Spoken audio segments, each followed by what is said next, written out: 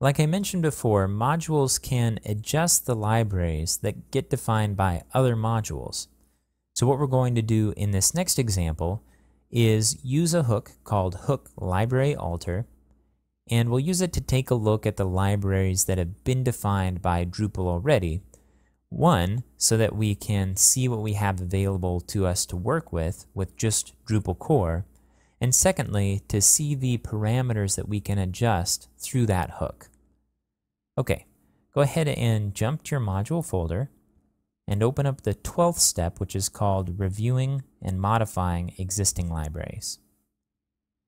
Go ahead and copy all of the code and paste it over the code that's currently in your interact.module file, and then save it. So the only code we've added here is right here in this interact library alter function. This is an implementation of hook library alter, and it takes two parameters.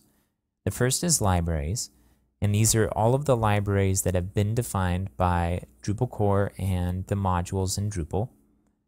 And then the module parameter is the name of the module that define these libraries. I only have a return here because I want to go ahead and set a breakpoint so we can take a look at the libraries parameter when this runs. So go ahead and save this module file and jump back to your browser.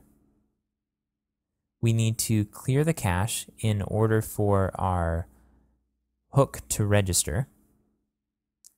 And then I'm going to set a debugging session to begin and refresh the page again. Okay, I'm going to jump back to the editor. And here we are stopping right here in our library alter function. Okay, down here are our variables, and so I'm going to expand the libraries variable. And I'm just going to scroll so you can see all of the libraries that are available to us. Now most of these are defined through the jQuery UI library. So all of these UI autocomplete, UI button, UI date picker, and all of these effects down here are all added through the jQuery UI library.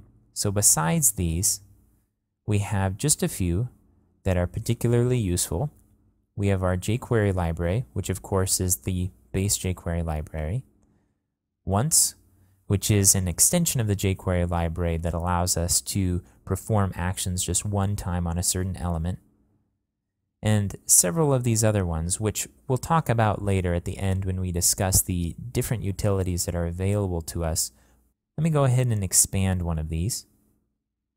And you see here we have the title, the website, the version, and the JavaScript that's included inside of this. In this one, we're setting some parameters, the group and the weight, for this JavaScript file, for when it runs through Drupal add.js. Okay, let's go ahead and move on to our next examples. I'm going to go ahead and end this breakpoint.